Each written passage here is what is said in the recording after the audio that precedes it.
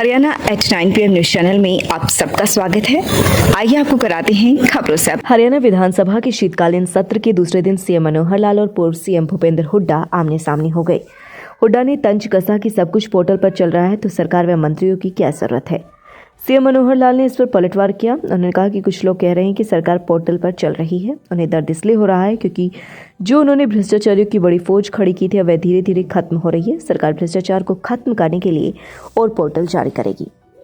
हुड्डा को बोले खट्टर आईना देखो फिर कोई बात कहो। कौशल रोजगार निगम में भर्ती प्रक्रिया पर चर्चा के दौरान सीएम मनोहर लाल और पूर्व सीएम भूपेंद्र सिंह हुड्डा आमने सामने हो गए। सीएम ने हुड्डा से कहा कि गलत बात हम बर्दाश्त नहीं करेंगे। हुड्डा ने कहा कि मेरे अनुभवों से क्यों नहीं सीखते। इस पर सीएम ने पलटवार करते हुए कहा कि आईना देखो फिर कोई बात कहो। हुड्डा ने कहा कि हम हरियाणा के युवाओं के साथ खिलवाड़ नहीं होने देंगे, तकनीक को स्वीकारना ही होगा। सीएम ने कहा कि क्राइटेरिया के दौरान अंक तय करेंगे ताकि अपने अपने घर बैठे अपने मार्क्स गिन ले। समय समय पर बदलाव होता है। किस विभाग में कितनी पोस्ट चाहिए, अब 2 बदलाव बता रहा हूँ। एक तकनीकी युग आ गया है। अच्छी सरकार की व्यवस्था बनानी तो हमें तकनीक को स्वीकारना ही होगा। हम एक रेजिलाइजेशन कमीशन बना रहे हैं। वह यह काम करेगा कि किसी विभाग में कितनी पोस्ट है बताएगा। जहां पोस्ट ज़्यादा होंगी वहां से कम की जाएंगी। सीएम का चैलेंज, भाई भतीजावाद साबित करके दिखा। सीएम ने चैलेंज किया कि कौशल रोजगार निगम में भाई भतीजावाद से नौकरी नहीं दी गई है। उन्होंने कहा कि सदन के 90 विधायक चाहे वह सत्ता पक्ष के हों या विपक्ष के, किसी के रिश्तेदार को नौकरी नहीं दी गई है। इसके बाद भूपेंद्र सिंह हुड्डा ने कहा कि मुख्यमंत्री के तर्क से सहमत नहीं है। वह और अन्य कांग्रेसी विधायकों ने सदन का बहिष्कार कर दिया। डिप्टी सीएम ने बीपीएल फर्जीवाड़े की पोल खोली। प्रश्नकाल के दौरान डिप्टी सीएम दुष्यंत चौटाला ने बीपीएल परिवार को लेकर हो रहे फर्जीवाड़े का खुलासा किया। दुष्यंत चौटाला ने कहा कि इस अध्यक्ष के विधानसभा क्षेत्र पंचकुला के कृष्ण सैनी पहले बीपीएल की श्रेणी में थे। वह सेक्टर 19 के ग्राउंड फ्लोर में रहते हैं। वह बिजनेसमैन हैं। उनकी पत्नी नीरू प्राइवेट जॉब करती है, बेटी स्वीटी प्राइवेट जॉब करती है। गुरबचन कालर उनकी पत्नी की करनाल में दुकान चलती है, उसमें वह अच्छी कमाई करते हैं। सोनीपत में सुधीर पाल और उनके बेटे प्राइवेट जॉब करते हैं जिनकी कमाई लाखों में है। इन सबको वेरिफिकेशन के बाद हटाया गया है। डिप्टी सीएम टूटी सड़कों पर घिरे। डिप्टी सीएम दुष्यंत चौटाला टूटी हुई सड़कों को लेकर घिर गए। विधायक ने कहा कि टूटी सड़कें नहीं बनाई जा रही। दुष्यंत चौटाला ने कहा कि कुछ सड़कें डिफेक्ट लायबिलिटी पीरियड में है, बाकी के टेंडर लगाई जा रही हैं। इस पर विधानसभा अध्यक्ष ज्ञानचंद गुप्ता ने कहा कि जो सड़कें डिफेक्ट लायबिलिटी पीरियड में है उन्हें तो तुरंत ठीक कर सकते हैं, उसके लिए टेंडर की जरूरत नहीं।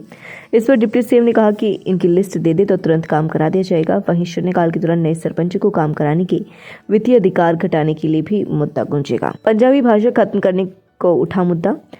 विधायक शिशपाल ने हरियाणा सरकार पर पंजाबी भाषा को खत्म करने का आरोप लगाया है। उन्होंने कहा कि हरियाणा सरकार पंजाबी को दूसरी भाषा का दर्जा देने का दावा कर रही है, जबकि धरातल पर स्थिति कुछ हो रही है। अभी सरकार ने 4000 शिक्षकों की पोस्ट निकाली है, लेकिन एक भी पोस्ट पंजाबी शिक्षक की नहीं है।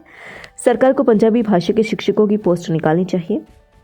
फसल मुआवजे के लिए जारी हुए 109 करोड़ जारी हुआ खराब फसल मुआवजा। हरियाणा के मुख्यमंत्री दुष्यंत चौटाला ने एक सवाल के जवाब में कहा कि किसानों की खराब फसल का 109 करोड़ मुआवजा जारी किया गया है। उन्होंने कहा कि डीसी को भी निर्देश दिए जाएंगे कि वे संबंधित विधायकों के साथ बैठकर उन्हें विधानसभा क्षेत्र वार्ड ट्रेजरी के में मुआवजे का कितना पैसा पड़ा हो उसकी जानकारी दें, ताकि विधायक किसानों से संपर्क कर उनके बैंक खाता वेरीफाई कराने में सहयोग कर सकें। जेजेपी विधायक ने उठाया सरपंचों का मुद्दा। जेजेपी विधायक जोगीराम सिहाग ने शून्यकाल में कहा कि अभी अभी पंचायत चुनाव हुए हैं। सरपंच को पावर थी कि वह 20 लाख तक के विकास के कार्य कर सके, इसे अब घटाकर 2 लाख कर दिया गया है। मेरी सरकार से अपील है कि छोटी सरकार की ग्रांट घटाने की बजाय बढ़ाई जाए। ऐसा क्या कारण है कि सरपंचों की पावर घटाई जा रही है? ई टेंडरिंग से छोटे टेंडर को कोई ठेकेदार लेने नहीं आएगा। जिस तरह से 2 लाख से अधिक काम के लिए ई टेंडरिंग करवाने का काम किया गया है बिल्कुल गलत है। बहुत से काम ऐसे हैं जो टेंडरिंग के अंदर नहीं आते। किरण चौधरी ने स्कॉलरशिप मुद्दा उठाया। विधायक किरण चौधरी ने सदन में पोस्ट मैट्रिक स्कॉलरशिप का मुद्दा उठाया। उन्होंने कहा कि इसके लिए पोर्टल जी का जंजाल बन चुका है। उनकी बात सुनकर नेता प्रतिपक्ष भूपेंद्र हुड्डा ने कहा कि आजकल सब कुछ पोर्टल पर ही चल रहा है तो फिर सरकार और मंत्रियों की क्या जरूरत है। पूर्व सीएम भूपेंद्र सिंह हुड्डा ने भी इस बात का समर्थन किया। उन्होंने कहा कि सरकार सिर्फ पोर्टल पर चल रही है। लिस्टिंग में नाम को लेकर भड़की किरण चौधरी। विधानसभा की कार्यवाही के दौरान भिवानी के तोशाम से विधायक किरण चौधरी ने कहा कि उनका सवाल पहले नंबर पर था। वह विधानसभा में पहले आकर बैठी थी, अब उनको कोने में डाल दिया गया है। उनका नंबर 10वां है। उन्होंने लिस्टिंग पर सवाल उठाते हुए कहा कि महत्वपूर्ण सवाल उठाने थे। स्पीकर ने कहा कि लिस्ट को लेकर कोई कंफ्यूजन है, वे इसे चेक करा लेंगे। कुछ और विधायकों ने भी यही सवाल उठाए। मस्कुलर डिस्ट्रोफी ग्रसित बच्चों को मिलेगी 2500 रुपये पेंशन। स्वास्थ्य मंत्री अनिल विज ने कहा कि राज्य में मस्कुलर डिस्ट्रोफी ग्रसित बच्चों को 2500 पेंशन मिलेगी। इस बारे में विधायक असीम गोयल सवाल उठाते हुए उत्तर प्रदेश और हिमाचल का उदाहरण दिया। विजय यह जवाब असीम गोयल विधायक के सवाल पर दिया। सीएम बोले, मैंने 15-15 करोड़ देने की बात नहीं कही। यमुनानगर के रादौर से विधायक बिशन ने वित्तीय रूप से कमजोर नगर समितियों को आर्थिक सहायता देने का मुद्दा उठाया। उन्होंने कहा कि मुख्यमंत्री ने समितियों को 15 करोड़ का फंड देने की घोषणा की थी, लेकिन वे शायद भूल गए। इस पर सीएम मनोहर लाल ने कहा कि समितियों को जरूरत के हिसाब से पैसा जरूर दिया जाएगा। 1-2 समितियां ही हैं जिनका कुछ पैसा रुका हुआ है, जल्द जारी कर दिया जाएगा। मैंने ऐसा नहीं कहा कि सबको 15-15 करोड़ रुपए देंगे। 3 दिन चलेगा सत्र। पहले दिन बीएससी की मीटिंग में फैसला लिया गया कि हरियाणा का विधानसभा सत्र 3 दिवसीय होगा। बैठक में विधानसभा अध्यक्ष ज्ञानचंद गुप्ता, मुख्यमंत्री मनोहर लाल खट्टर और नेता प्रतिपक्ष पूर्व सीएम भूपेंद्र सिंह हुड्डा मौजूद थे। कल सत्र का अंतिम दिन होगा। बच्चों के चहुमुखी विकास के लिए प्रताप स्कूल खरखोदा का चयन करें ताकि आपके बच्चे संस्कार, शिक्षा, टेक्नोलॉजी, खेल, स्वास्थ्य एवं सांस्कृतिक गतिविधियों द्वारा विदेशों में तिरंगा फहराते हुए इंजीनियर, डॉक्टर, लेफ्टिनेंट तथा राजनेता बनकर देश एवं विदेशों में उच्च पदों को सुशोभित कर सके। AP Garg public school, Sapla road, Kharkhoda. Special nursery wing, बच्चों के झूले, छोटे बच्चों के खेलने की व्यापक व्यवस्था, आधुनिक smart TV, computer lab, physics lab, bio lab, chemistry lab व हाईटेक लाइब्रेरी की सुविधा उपलब्ध।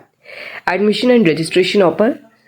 नर्सरी टू 12 सभी प्रकार के खेलों की सुविधा। Tulip hospital Sonipat, department of pulmonology and sleep medicine, tuberculosis and infectious disease, diagnostic and therapeutic bronchoscopy, diagnostic and therapeutic thoracoscopy, allergic disease and allergy skin testing, pulmonary function testing. Please contact Dr. Avinash Chauhan. For more information, please dial 70565 11111 8199934919। खबरों से update रहने के लिए channel को like, share और subscribe जरूर करें। धन्यवाद।